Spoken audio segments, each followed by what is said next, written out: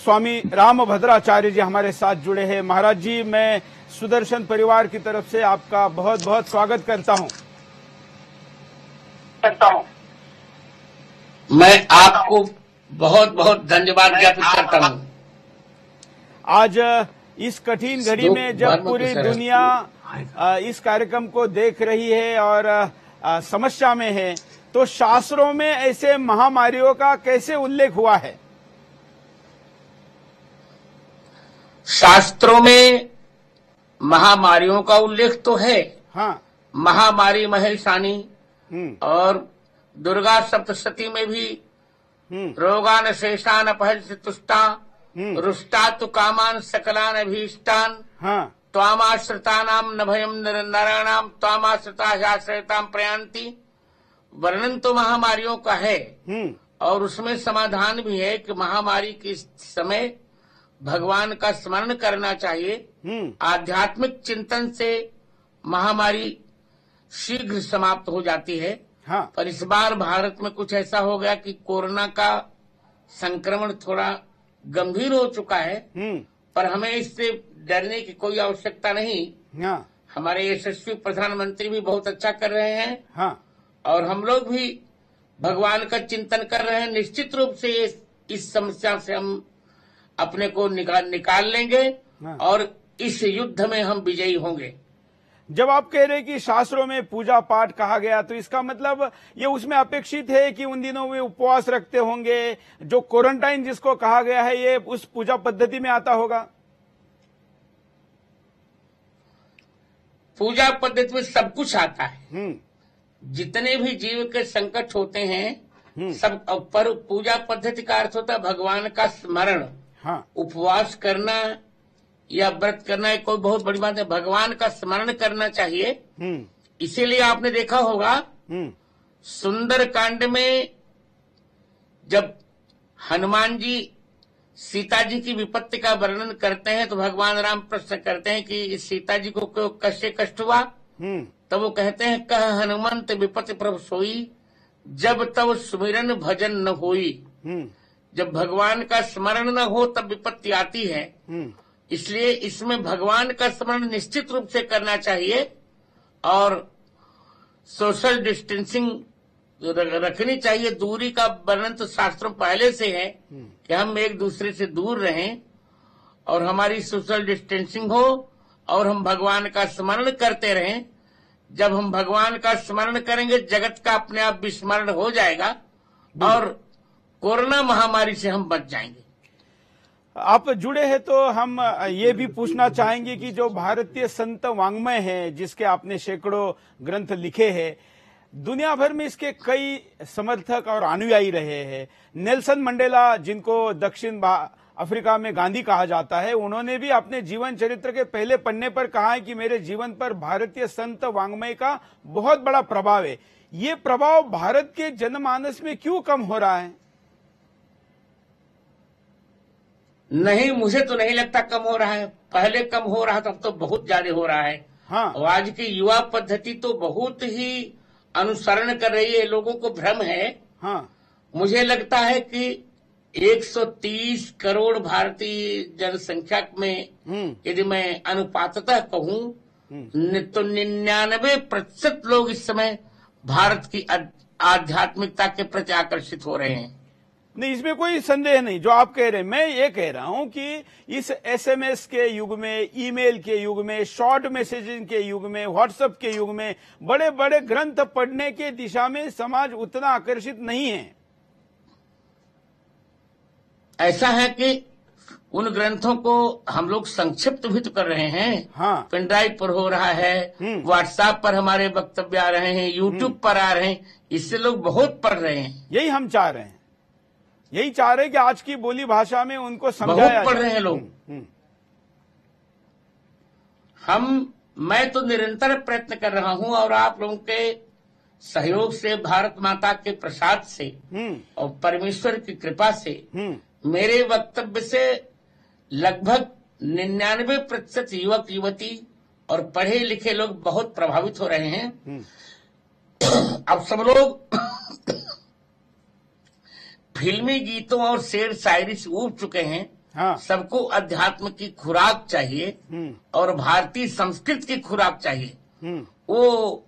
वो मैं देने का सतत प्रयास कर रहा हूं, क्योंकि शुक्ल यजुर्वेद के 7वें अध्याय के 14वें मंत्र में कहा गया कि सा संस्कृति प्रथमा विश्ववारा, भारतीय संस्कृति विश्व की प्रथम संस्कृति है। यह संस्कृति हमें संस्कार सिखाती है, और जब युवक युवती हमारे संस्कारी होंगे तो निश्चित रूप से बड़े संकट पर हम विजय प्राप्त कर लेंगे। बिल्कुल। आप रामायण के विषय में आप सामने हो और हम सवाल न पूछे, ऐसा हो नहीं सकता। इसलिए रामायण पर कुछ भ्रम फैलाए जाते हैं, और इतने बड़े स्वीकार्य आदर्श जीवन चरित्र के बारे में जब भ्रम फैलाए जाते हैं तो उसको दूर करना भी जरूरी है। जैसे एक कहा जाता है कि ढोर गवार शूद्र पशु नारी, ये रामायण में आया है। मैं तो उत्तर जानता हूं, लेकिन मैं आपके सुमुख से जानना चाहूंगा कि आप क्या बताना चाहेंगे लोगों को। मैं ये सुंदर कांड के 59वें दोहे की 6ठी पंक्ति है। हाँ। यहाँ ताड़न का अर्थ पीटना नहीं है, अनेकार्था ही धातवः, इसे लालने बहवो दोषास् ताड़ने बहवो गुणा, जो कौटिल्य ने कहा। हाँ। वहां ताड़नम का अर्थ लिखा है शिक्षण। हाँ। तात्पर्य ये है कि ढोल माने वाद्य कला, गंवार माने जो असंतुलित हो जाए, शूद्र माने जो चिंता से द्रवित हो, पशु माने जो धर्म से विमुख हो, और नारी महिलाएं, इन सबको ताड़न माने शिक्षण का अधिकारी मानना चाहिए। इन सबको शिक्षा देनी चाहिए। इसलिए गोस्वामी जी ने पहली क्रांति की कि जब तक महिला शिक्षित नहीं होगी तब तक समाज शिक्षित नहीं होगा। अतः ताड़नम शिक्षणम, गीता प्रेस ने ताड़ना लिखा है, जबकि वो पुरानी प्रति का पाठ नहीं है। मैंने जो संपादित किया प्रति, हाँ। उसमें ये सब ताड़न के अधिकारी। ताड़ना का अर्थ तो होता है पीटना, हाँ। और ताड़न का अर्थ होता है शिक्षण। हाँ। इसलिए शिक्षण के अधिकारी हैं, पीटने के अधिकारी नहीं है। इन्हें शिक्षा देनी चाहिए, कोई भ्रम नहीं है। जो विरोधी लोग हैं या जिनको भ्रमित करना है, हमारे कुछ तकनीकी कारणों से शिक्षा से दूर रहे लोग हो या वनवासी लोग हो, उनमें इन चीजों का बहुत उपयोग करते हैं विरोधक। मैं महोदय आपसे बहुत विनम्रता से कह रहा हूं और गौरव से कि ऋग्वेद से लेकर हनुमान चालीसा पर्यंत लगभग 1.5 लाख पृष्ठ मुझे भारतीय संस्कृत के कंठस्थ हैं। हाँ। जिसको जहां भी जिज्ञासा करनी हो, वो प्रत्येक प्रश्न का मैं तार्किक और न्याय संगत उत्तर देने के लिए प्रस्तुत हूं। कहीं भी संदेह नहीं है, कहीं भी विवाद नहीं है, और रामचरितमानस निर्विवाद ग्रंथ है। इस पर किसी प्रकार का संदेह ही नहीं किया जा सकता। और आपको जो पूछ रहा हूं पूछिए, मैं उत्तर देने के लिए पूर्ण कटिबद्ध हूं इस समय। नहीं, सुदर्शन चैनल की तरफ से तो कोई प्रश्न नहीं है, मेरे व्यक्तिगत सुरेश चौहान की तरफ से कोई प्रश्न नहीं है। हमें तो इस पर आस्था है और इसके संरक्षण के लिए, संवर्धन के लिए हम लगे हुए हैं। प्रश्न उनकी तरफ से आते हैं। हाँ, सुनिए, बोलिए। इसलिए मैं आपका कृतज्ञ हूं कि इस माध्यम से हिंदू संस्कृति का जनमानस में प्रचार हो रहा है। फिर भी मैं ये कह रहा हूं कि आप चिंता मत कीजिए, और किसी की बात तो मैं नहीं करता, मैं अपनी बात कर रहा हूं कि भारतीय वाङ्मय के 1.5 लाख पृष्ठ मुझे कंठस्थ हैं, और मैं पढ़ा लिखा व्यक्ति हूं, स्वयं डीलिट भी हूं और स्वर्ण पदक विजेता भी हूं। इसे जहां जिसको प्रश्न हो आपके माध्यम से मैं उत्तर दूंगा। कोई विवाद भारतीय संस्कृति में नहीं है, न सनातन धर्म में है, न हिंदू धर्म में है। षड्यंत्र किया गया, ये सब षड्यंत्र होते हैं। हाँ। और षड्यंत्रों का उत्तर मैं दूंगा, केवल आपका मुझे माध्यम चाहिए। बिल्कुल। ये आपका चैनल है और आपके ज्ञान का हिंदुस्तानी समाज को उपयोग हो, या ऐसा हम चाहते हैं। एक व्हाट्सएप पर जानकारी फिर घूम रही है, हम आपके मुंह से सुनना चाहेंगे कि सर्वोच्च न्यायालय भी जब भ्रमित हुआ था तो आपने मार्गदर्शन किया था, वो क्या घटनाक्रम था? कौन भ्रमित हुआ था?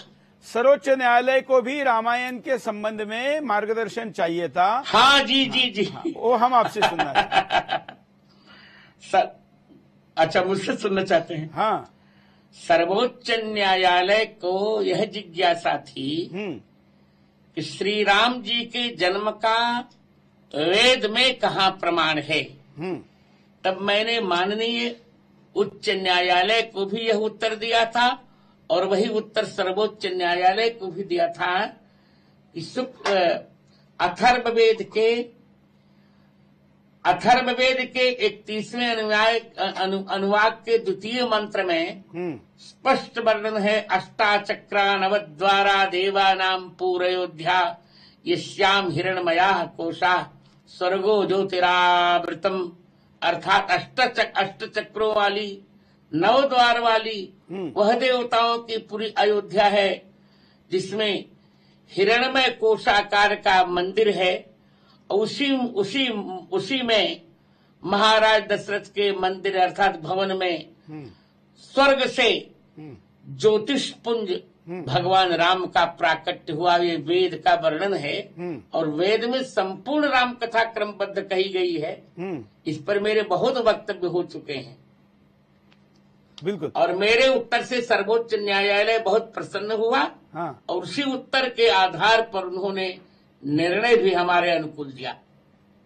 बिल्कुल। मेरा नाम भी कोड आजकल जो और मेरा नाम बार बार उसमें आया भी, आप देख लीजिए। हाँ, इसीलिए हमने आपके मुंह से मुख से सुनना चाहा, उसका काफी लोगों को प्रभाव भी रहा।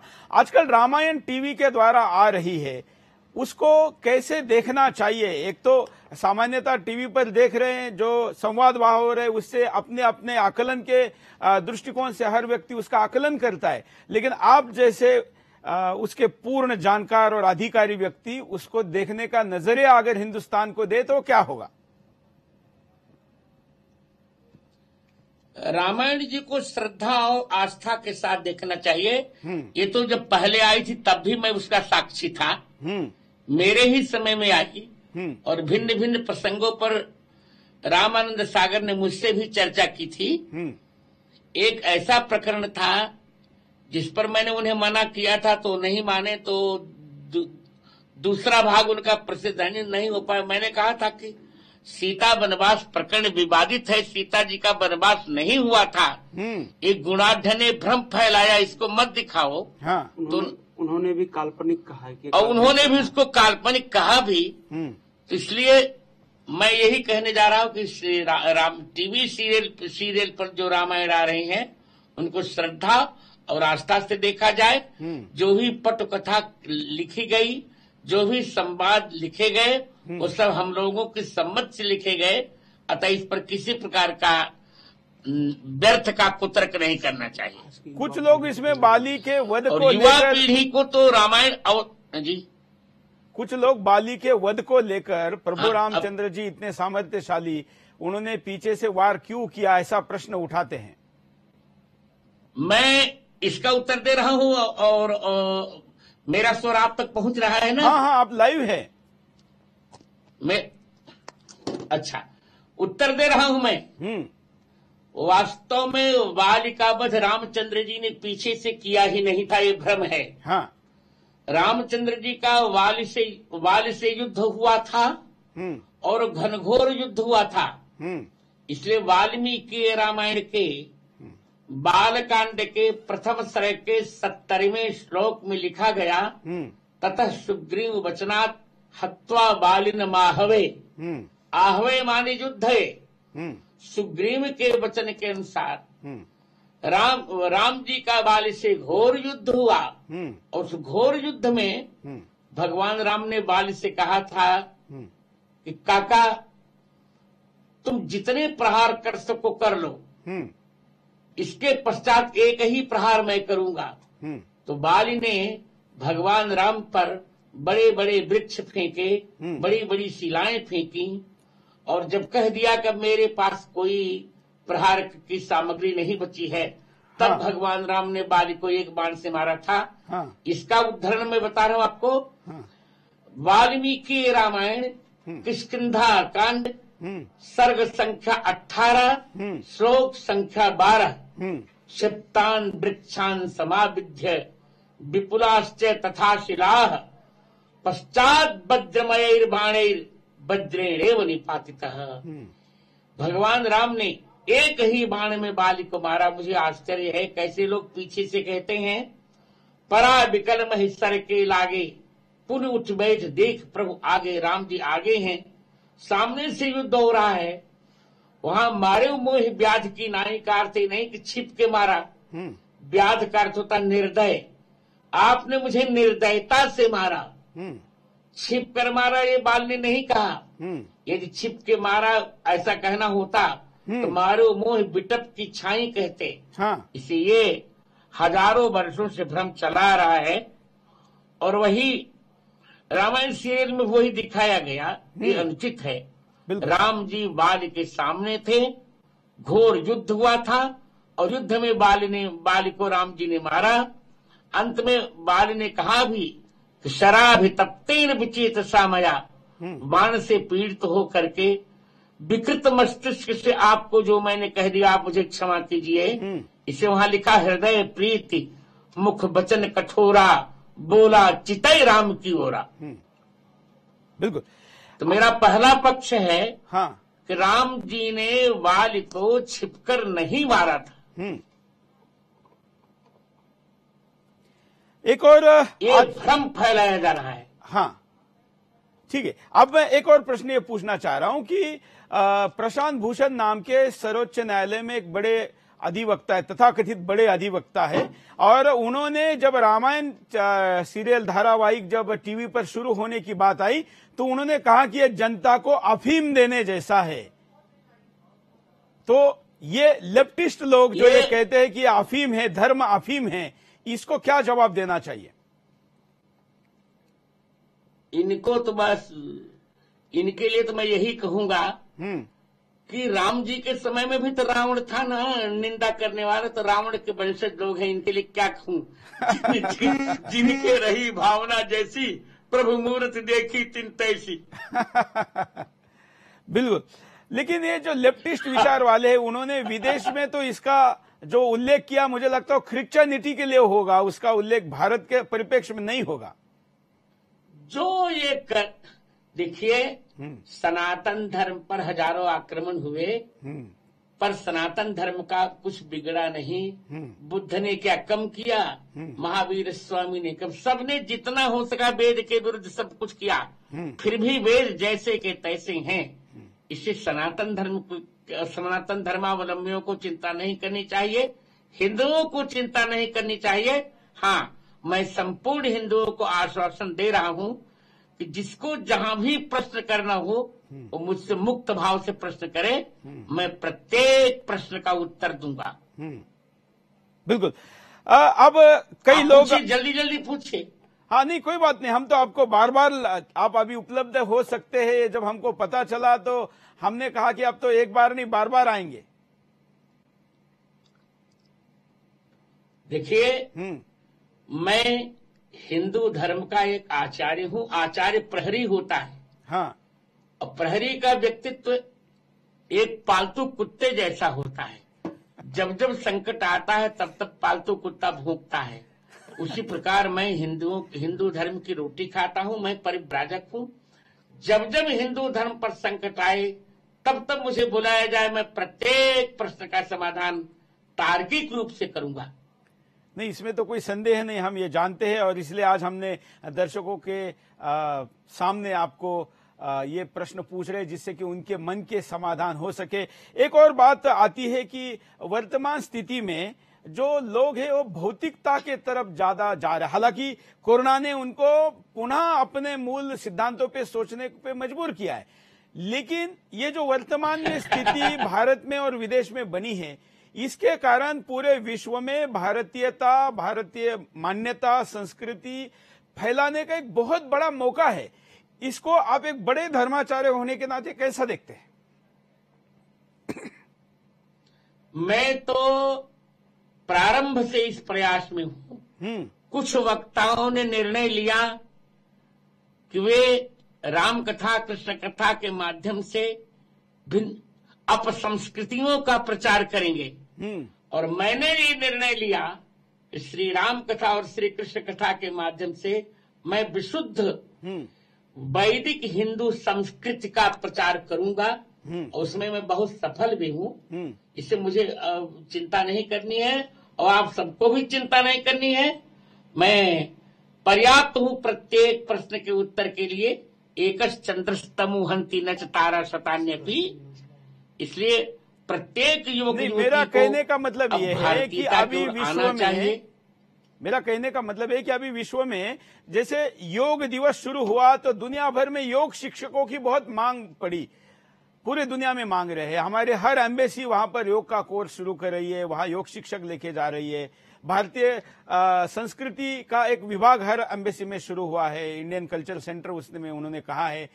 अब जब इस स्थिति में धर्म की स्वीकार्यता बढ़ रही है तो उसके लिए इतने लोग हमारे पास चाहिए जो जाके मार्गदर्शन कर सके, उसके लिए क्या योजना है? देखिए, इसमें मुझे ये कहना है, इसमें वक्ताओं को बहुत पढ़ना चाहिए। हाँ, आज दुर्भाग्य ये है कि पहले जो सबसे विद्वान होता था वो कथावाचक होता था।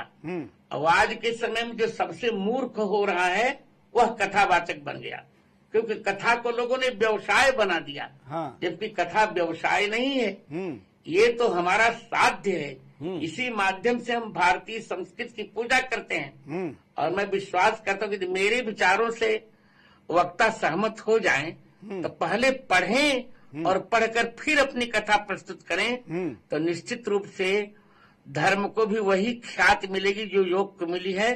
चारों ओर भारतीय धर्माचार्यों की पूंछ होगी और एक बार फिर धर्म का परचम भारत नहीं विश्व के दिगंत में लहराएगा, ऐसा मेरा विश्वास है। आपने बहुत बुनियादी प्रश्न उठाया है, पढ़ नहीं रहा है। आपने बहुत बुनियादी प्रश्न उठाया कि आज कोई चोला पहन के धर्म का प्रतिनिधित्व करता है, इसके नियंत्रण के लिए कोई व्यवस्था नहीं होनी चाहिए क्या?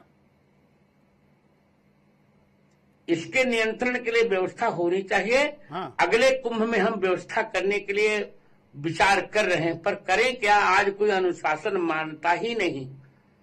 पर फिर भी हमें निराश नहीं होना चाहिए। हमें निराश नहीं होना चाहिए। भारतीय सनातन धर्म पर ऐसे संकट आते हैं जैसे जब जनता अनुशासनहीन हुई शंकराचार्य रामानंदाचार्य आए, फिर जब अनुशासनहीन हुई तो तुलसीदास जी जैसे महापुरुष का आविर्भाव हुआ। इसी प्रकार अब जब देख रहा हूं जनता अनुशासनहीन होती जा रही है, किसी को पढ़ना लिखना है नहीं, फिर भी हम प्रयास करेंगे और अगले कुंभ में हम ऐसी व्यवस्था करने जा रहे हैं कि वक्ता को कम से कम भारतीय संस्कृति के कुछ मूल सिद्धांत पढ़ने चाहिए। हाँ। इसके लिए हम छोटी छोटी पुस्तकें भी लिखेंगे और व्हाट्सएप पर भी प्रस्तुत करेंगे, यूट्यूब पर भी प्रस्तुत करेंगे। और मुझे विश्वास है कि इससे हमारी जो नई पीढ़ी है इसको बहुत एक और समस्या ये आती है कि कोई कुछ भी लगा देता है, कोई भी जगत गुरु, कोई भी विश्व गुरु, कोई इसका भी कोई समाधान होना चाहिए ना, मतलब एक स्ट्रक्चर हो। हाँ, इसका समाधान कुंभ में हम करने जा रहे हैं, होगा समाधान। बिल्कुल। एक अंतिम प्रश्न, जो भारतीय हमारे ग्रंथ है, और एक बात मेरी बात सुन लीजिए फिर अंतिम जो ग्रंथ। महोदय एक बात मेरी पहले सुन लीजिए। हाँ, हेलो। हाँ, बोलिए ना। पहले मेरी बात सुन लीजिए। पहले जगत गुरु वो लिखता था जो प्रस्थान त्रयी पर भाष्य लिखता था। हाँ, तीनों ग्रंथों पर जो भाष्य लिखता था उसे जगत गुरु कहते थे। आज तो जो राम नहीं जानता वो भी जगत गुरु लिखने लगा। इसकी अंकुश की अच्छा, जबकि मैंने प्रयास किया कि मैं तब जगत गुरु बना जब तीनों ग्रंथों पर, गीता जी पर, ब्रह्मसूत्र पर और उपनिषदों पर 4200 पृष्ठों में संस्कृत में मैंने भाष्य लिखा और उसका लोकार्पण किया था भारत के तत्कालीन प्रधानमंत्री यशस्वी संप्रति स्वर्गीय अटल बिहारी वाजपेयी जी ने। हाँ। तो जगत गुरु लिखने का अधिकार उसी को है जो प्रस्थानत्रय पर भाष्य लिखे। बिल्कुल। आज कोई भी प्रस्थानत्रय पर भाष्य लिखने वाला नहीं मेरे अतिरिक्त। बिल्कुल, इसलिए हमने इस आपके पर नाम भी के हम साथ नियंत्रण इसलिए करने जा रहे हैं, हमने कुंभ में इसकी चर्चा करेंगे। आपके नाम के साथ हमने ये लगाया है और आप उसके लिए आपके लिए तो प्रश्न नहीं। प्रश्न अगला ये है, अंतिम प्रश्न ये है कि हमारे ग्रंथों में विभिन्न शासकों ने, आक्रमणकारियों ने, मुगलों ने, ब्रिटिशों ने कुछ ऐसी घालमेल की है, शब्दों में फेरफार की है, जिससे हमारे ग्रंथों का भी ठीक से पुनर्लेखन होना चाहिए, ये भी एक सोच सामने आती है। नहीं, ऐसे इसकी भी व्यवस्था मैंने की है। हाँ। हजारों क्षेत्र, यहाँ तक कि रामचरितमानस में 4200 अपनी मनमानी पाठ जोड़ दिए गए। इस हाँ। पर मैंने रामचरितमानस का जब मैंने संपादन किया तो स्वयं गीता प्रेस ने मेरे पर मुकदमा चलाया। हाँ। अंत में विजय मेरी ही हुई, मेरे संपादन की विजय हुई, आप जानते भी होंगे। तो इसके लिए भी मैं प्रयास कर रहा हूं। अब क्या करूं? लोग कहते हैं कि अकेला चना भार नहीं फोड़ता, परंतु मैं मानता हूं कि एक चंद्रमा सारे जगत को प्रकाश दे देता है, करोड़ों तारागण नहीं प्रकाश दे पाते। इससे मैं अन्य धर्माचार्यों की बात तो नहीं कर रहा हूं, पर स्वयं मैं बहुत कुछ कर रहा हूं। अभी पाणिनि अष्टाध्यायी पर मैंने 10,000 पृष्ठ का ग्रंथ लिखा। सोचिए, दृष्टिबाधित अवस्था होने पर भी अब तक मैंने 211 पुस्तकें लिखी। बिल्कुल, हम जानते हैं, और आप दृष्टि बाधित नहीं, दिव्य दृष्टि के साथ है। इसके लिए दिव्य दृष्टि हमारे दर्शकों पर बनाए रखिए, इसीलिए मैं कह रहा हूं। हाँ, अब आप आज के कार्यक्रम में ले आए, इसके लिए धन्यवाद। हम दोबारा आपसे संपर्क करेंगे, बार बार संपर्क करेंगे। मैं अनेक आशीर्वाद आपको दे रहा हूं। हाँ। और सुदर्शन चैनल पर जब भी आप मुझे बुलाएंगे तब मैं आपको प्रस्तुत मिलूंगा। धन्यवाद। जय श्री राम। जय श्री राम। तो आप सुन रहे थे दर्शकों, पद्म विभूषण जगत गुरु स्वामी रामभद्राचार्य जी को, जिनके भारतीय वाङ्मय के 1.5 लाख पृष्ठ याद है। आप लाइन का नाम बताएंगे, लाइन सहित वो आपको बता सकते हैं। हम आशा करते हैं कि यह कार्यक्रम आपको अच्छा लगा होगा और आपके ज्ञान के भंडार में इसने बढ़ोतरी की होगी। आज के लिए इतना ही, धन्यवाद, जय हिंद।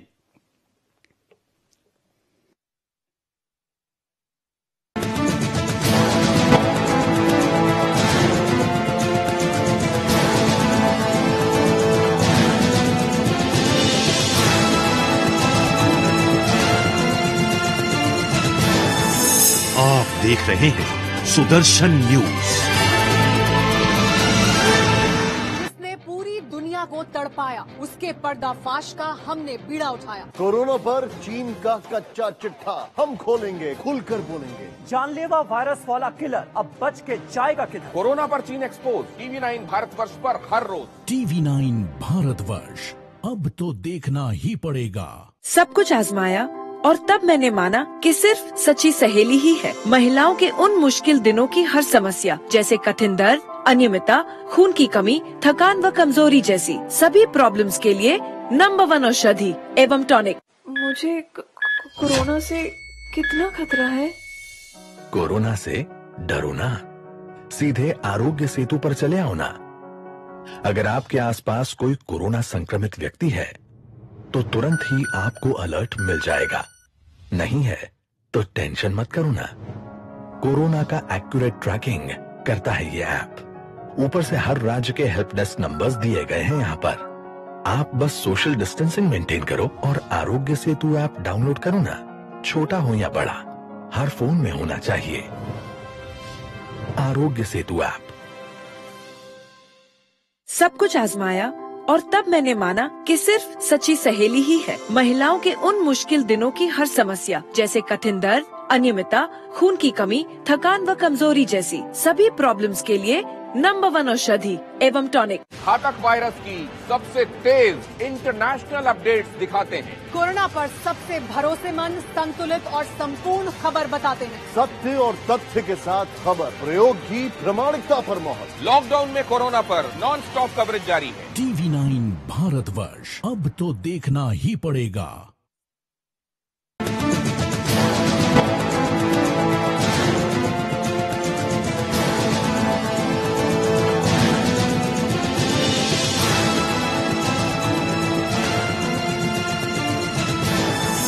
आप देख रहे हैं सुदर्शन न्यूज।